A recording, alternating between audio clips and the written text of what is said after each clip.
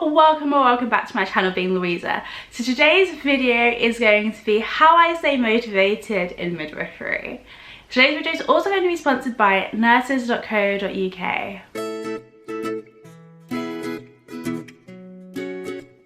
Nurses.co.uk are an online website where you can find all things nursing, from job posts to blog posts, and the midwifery section is expanding with us.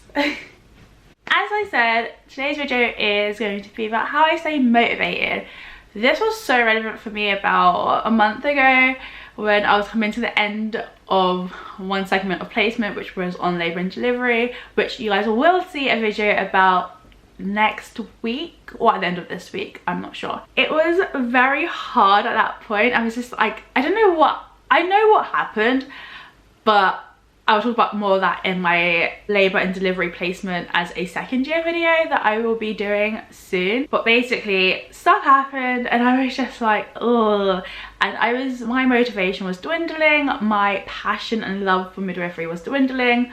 At one point I was like, I wish I could have that passion and that fire for midwifery like I did before I started the course, and like I see so many people on Instagram have, because they either haven't started yet or in their first year. I'm like, I wish I had that, because it had just gone. It was just like the stress of uni, the stress of placement, the stress of doing assignments, it was all just getting on top of me. So here are some of the things that I did to stay motivated. One, I kept on reminding myself of why I first got into midwifery, which for me was God first. He is the one who told me to do this. Secondly, it was the fact that I'd be able to help women. I was able to support women. I'm able to be there for women, which is just so lovely. Like, it's such an honor, and it's not just the women as well, it's also their partners, and it's just really nice to think about helping this new family. It's a privilege, and I just had to remember how lucky I was to have this privilege in the first place, even if I didn't like hospital politics.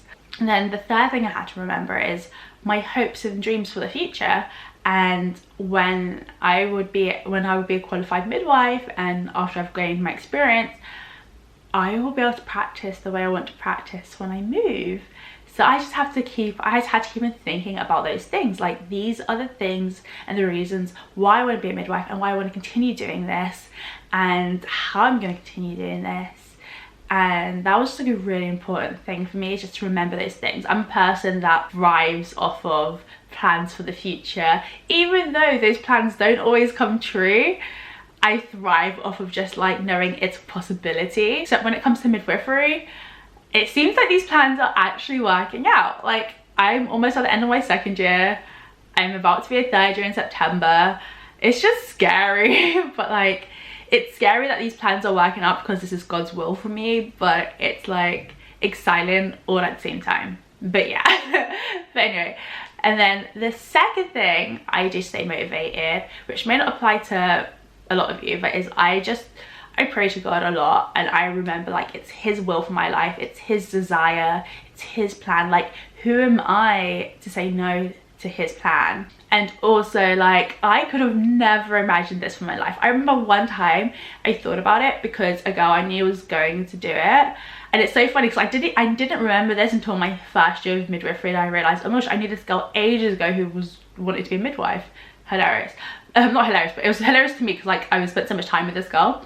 But yeah, and like I was like, no, I'm too emotional. Like, what I had dreamed for my life was basically being a starving artist. I was like, I want to travel the world and take photographs, like capture like beauty of the world basically. But yeah, it's like I never dreamed of this for my life, but God did. Like, he has a bigger purpose for my life than I could have ever imagined, and he's making all my heart desires come true, and he's reigniting all these things in me that I thought I was never going to be able to do. And he's saying, watch you do it, because I'm here and I'm with you, and you're doing it through my strength. So that's another thing that's kept me really motivated. Thing number 3 is thinking this time as a student is short compared to my career as a midwife. And that's what I just have to think, like, it's a short period in my life where I'm not in charge, I'm not in control, I can't speak up for myself. Like, that's a lie. That's a lie. I'm Louisa. I speak up for myself. I sometimes speak up too much for myself. It gets me in trouble. So I've been like learning to like restrain that a little bit. But this is only a short period in my life where, as a student, you're not always taken seriously, or you don't always feel like you can speak up for yourself. And I'm like, yeah, you can speak up for yourself, but you gotta do it in a respectful way and in a way that does not push too far across the line.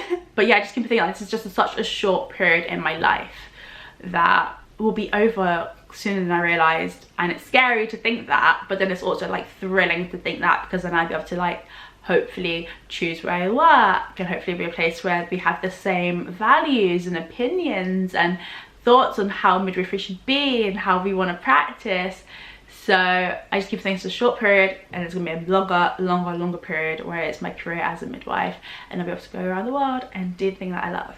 So yeah, number 4 is I don't know if this is something I did, or this was something like kind of like God did for me. But I guess the way that you could do it if you don't believe in God is you have to be open to see the good in people and the good in the situation when you feel like you're drowning in a sea of negativity. Like, I felt like I was drowning. Like, I was getting so lost in all this hospital politics and hospital stuff and like the hierarchy within the hospital. I was like getting so lost in that, and I felt so drowned, and I just felt my spirits were being beaten. And God presented this family to me, and it was amazing. It was like the moment I saw them, I'm going to speak about this more, but like the moment I saw them, I like just knew this is why I wanted to do midwifery. And it wasn't even like, so lately I've been changing my mind on like what direction I want to go. Before I was like, oh, I don't want to specialise. Well, actually no, beginning I wanted to specialise, I wanted to be a perinatal mental health midwife. Then I kind of was like, nah, I don't. It sounds bad, but I just don't want to specialise. And then I was like, actually, like lately I've been thinking and hearing all these stories about how Black and Asian and minority ethnicity women are more likely to die in pregnancy and childbirth than white people. I was like, hey, actually maybe I want to like try and not specialise, but try and be an advocate for Black, Asian and ethnic minority people. So I was kind of like thinking that way. But then I met this family who were not any of those things, and I don't know, it's like the moment I met them and they opened their mouth, I was like, oh, you're my people. It was love at first sight for me, I think.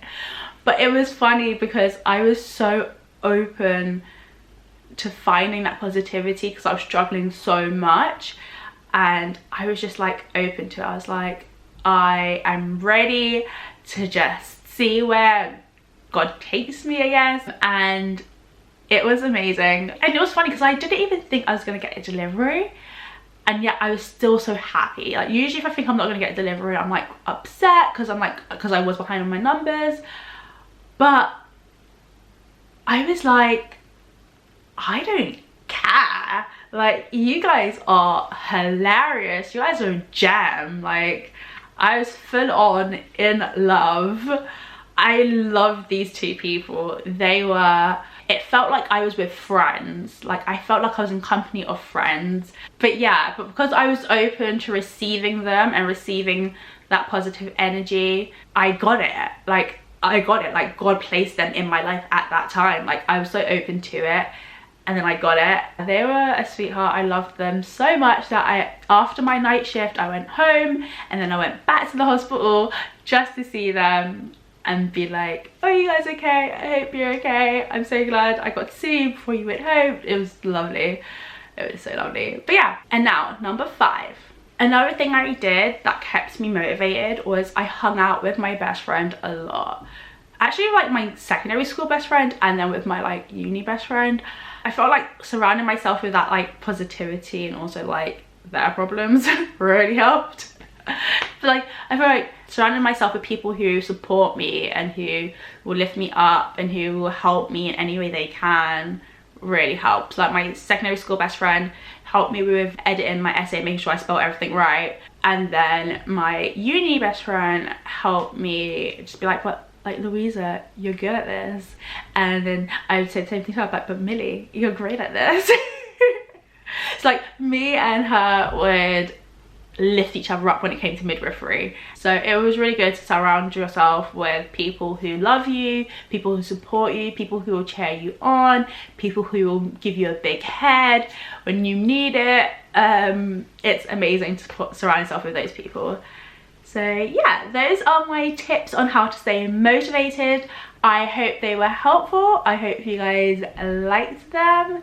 And until next time, keep on being you. If you liked the video, give it a thumbs up, comment down below with any questions or suggestions, and don't forget to subscribe to get weekly updates. Bye y'all.